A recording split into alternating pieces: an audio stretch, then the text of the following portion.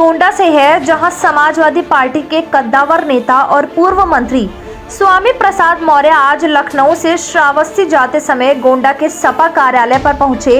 अपने पदाधिकारियों और नेताओं से मिलने के बाद मीडिया से बात करते हुए बीजेपी सरकार पर जमकर निशाना साधते हुए कहा कि इस सरकार में कानून व्यवस्था ध्वस्त, महिलाओं बहनों के साथ अत्याचार हो रहा है।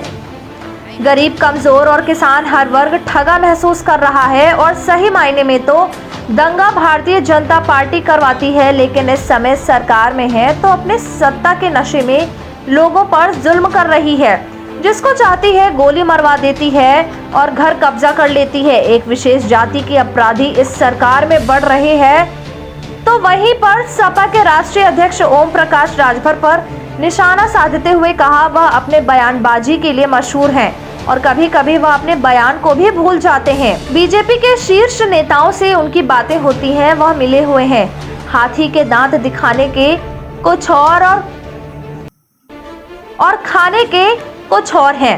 भले सावधान यात्रा निकाल रहे हों, लेकिन उनके बीजेपी के बड़े शीर्ष नेताओं से मिले हुए हैं। यही नहीं, स्वामी प्रसाद मौर्य ने बीजेपी पर आरोप लगाते हुए कहा कि यह लोग लोकतांत्रिक तरीके से जीती हुई पार्टियों को तोड़ने का काम करते हैं। जैसे दिल्ली में सरकार तोड़ने का काम कर रहे थे कि सफल नहीं हो पाए, यह सरकार तोड़ने पर सरकार बनाने में काम करते हैं। इस बीजेपी पार्टी से देश के संविधान को खतरा है। जिस तरीके से भारत के राष्ट्रपति मुर्मू को राष्ट्रपति बना दिया गया, वह केवल वोट की राजनीति के लिए दलित को राष्ट्रपति बना दिए हैं और सही मायने में दलित परेशान है। वहीं स्वामी प्रसाद मौर्य ने बिहार के मुख्यमंत्री नीतीश कुमार का समर्थन करते हुए कहा कि जब गुजरात के 3 बार का मुख्यमंत्री उत्तर प्रदेश के वाराणसी से चुनाव लड़कर प्रधानमंत्री बन सकता है, तो अपने पड़ोसी राज्य बिहार के 8 बार का मुख्यमंत्री उत्तर प्रदेश के चुनाव लड़कर आखिर देश का प्रधानमंत्री क्यों नहीं बन सकता। सब लोगों का मकसद एक है, चुनाव के बाद यह पार्टी तय करेगी। तो कहीं ना कहीं स्वामी प्रसाद मौर्य ने नीतीश कुमार को प्रधानमंत्री के तौर पर उम्मीदवार मान रहे हैं। राजनीतिक पार्टी जिसने पूरे देश में भी पांव पसारना शुरू कर दिया है, सही मायने में दंगा तो भारतीय जनता पार्टी कराती है।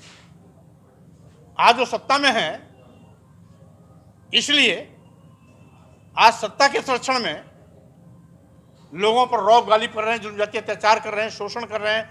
जहां जिसको चाहते हैं गोली मार देते हैं, जिसका चाहते हैं घर गिरवा लेते हैं, कब्जा कर लेते हैं। तो आज तो सारा काम भारतीय जनता पार्टी के लोग कर रहे हैं। इसलिए उल्टा चोर कोतवाल को डांटे, ये बात डिप्टी सीएम साहब की समझ में नहीं आती। वोट लेने के लिए मुर्मू जी को भी राष्ट्रपति बना सकते हैं।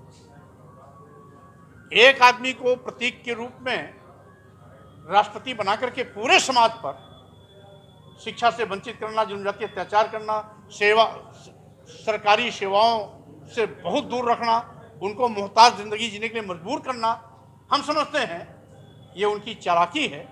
उनके दिल में दलितों के प्रति कोई प्रेम नहीं है और साथ ही साथ ये जो दलित प्रेम इनका है, वोट का लालच है, छलावा है, नौटंकी है, इसके बाद कुछ नहीं। वो दिन भर में 10 स्टेटमेंट देते हैं, कभी कभी अपना ही बयान 5 मिनट बाद पलट देते हैं।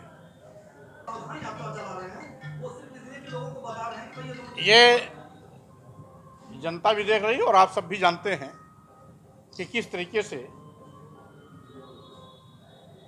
भाजपा के सत्ता के शीर्ष में बैठे हुए लोगों से राजभर जी का ताल्लुकात है, मिलना जुलना जारी रहता है। इसलिए हाथी के दांत दिखाने के कुछ और, खाने कुछ और। तो राजभर जी अंदर अंदर कुछ और कर रहे हैं और बाहर दिखावा के लिए वो सावधान यात्रा निकालें या कुछ भी निकालें, लेकिन आज उनकी ही पार्टी में उनके खिलाफ बड़े पैमाने पर विद्रोह खड़ा हो रहा है। नीतीश जी को चुनौती दे रहे हैं। आखिर नीतीश जी पाप कौन सा कर रहे हैं जो चुनौती दे रहे हैं? जब माननीय मोदी जी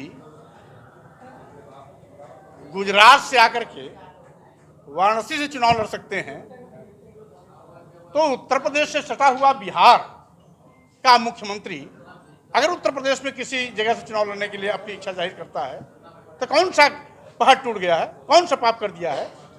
अगर 3 बार के मुख्यमंत्री मोदी जी उत्तर प्रदेश की वाराणसी पार्लियामेंट से चुनाव लड़ सकते हैं, तो 8 बार का बिहार पर जी मुकदमे लगा करके उसे अपराधी घोषित किया जाता है। और आज पूरे प्रदेश में कानून व्यवस्था तार-तार हो चुकी है।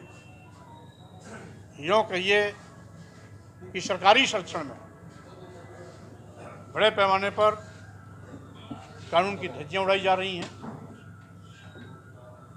और साथ ही साथ नित्य प्रति प्रत्येक जिले में कहीं न कहीं किसी बहन बेटी के आबरू और इज्जत से खिलवाड़ किया जाता है, कहीं किसी को हत्या का शिकार बनाया जाता है, कहीं जबरन उसके घर पे कब्जा किया जाता है, आदि तरह तरह की घटनाओं से जनता त्रस्त है। साथ ही साथ आज जिस तरीके से भाजपा सरकार लोकतंत्र को कुचलने की कुचेष्टा कर रही है, यहाँ तक कि तमाम लोकतांत्रिक तरीके से चुनी हुई सरकारों को भी ये सरकार खरीद फरोख्त के माध्यम से ये न केंद्र प्रकांड तोड़ करके भाजपा की सरकार बनाने में मशगूल है। कई जगह आज सत्ता मद में मदान भाजपा सरकार लोकतंत्र पर भी खतरा है, संविधान पर भी खतरा है, देश पर भी खतरा है। इसलिए उत्तर प्रदेश की सबसे बड़ी राजनीतिक पार्टी जिसने पूरे देश में भी पांव पसारना शुरू कर दिया है, सही मायने में दंगा तो भारतीय जनता पार्टी कराती है। आज वो सत्ता में है, इसलिए आज सत्ता के संरक्षण में लोगों पर रौब गाली कर रहे हैं, जुल्म जाति अत्याचार कर रहे हैं, शोषण कर रहे हैं, जहां जिसको चाहते हैं गोली मार देते हैं, जिसका चाहते हैं घर गिरवा लेते हैं और कब्जा कर लेते हैं। तो आज तो सारा काम भारतीय जनता पार्टी के लोग कर रहे हैं। इसलिए उल्टा चोर कोतवाल को डांटे, ये बात डिप्टी सीएम साहब की समझ में नहीं आती। वोट लेने के लिए मुर्मू जी को भी राष्ट्रपति बना सकते हैं। एक आदमी को प्रतीक के रूप में राष्ट्रपति बना करके पूरे समाज पर शिक्षा से वंचित करना, जनजातीय